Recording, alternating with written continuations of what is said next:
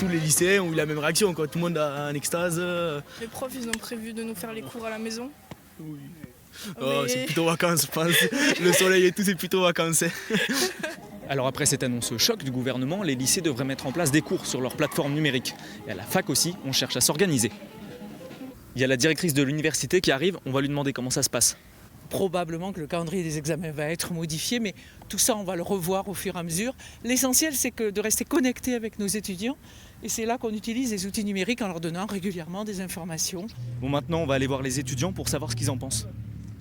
C'est un peu chaud, étant donné qu'on est en première année de master et du coup on se retrouve un peu le bec dans l'eau avec le mémoire. On est en euphorie un peu, on est tous contents, on va pas se le cacher, mais on va le payer tôt ou tard, donc bon. Je conçois que du coup dans le milieu étudiant c'est plus facile de se faire passer le virus, notamment avec tous les lieux communs qu'il y a. Mais comment faire garder nos enfants? C'est la question évidemment que se posent tous les parents d'élèves aujourd'hui. De toute façon, on n'a pas le choix, donc du coup, on va se débrouiller entre ma femme et moi. On ne sait pas comment ça va se passer. Gérer ça, ça va être compliqué. C'est sûr et certain, ça va être compliqué, ouais. Les enfants, ils réagissent comment quand ils ont appris qu'ils n'avaient pas d'école? Ils sont inquiets ce matin, ils se sont beaucoup questionnés, donc on a essayé de les rassurer, de leur apporter un petit peu de soutien moral et matériel avec des fichiers qu'on a préparés.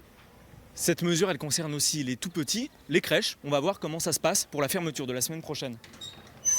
Françoise, il y a l'inquiétude des parents, on disait, Oui, mais il y a aussi l'inquiétude des salariés. Ici, il y en a 13 dans cette crèche. 13 salariés, effectivement. Qu'est-ce qui va en advenir de nous? J'en ai référé à la présidente de l'association, puisque c'est une crèche associative, qui, elle, a dit on va faire le maximum, les salaires seront payés, parce que c'était quand même une inquiétude aussi de la part des salariés ce matin.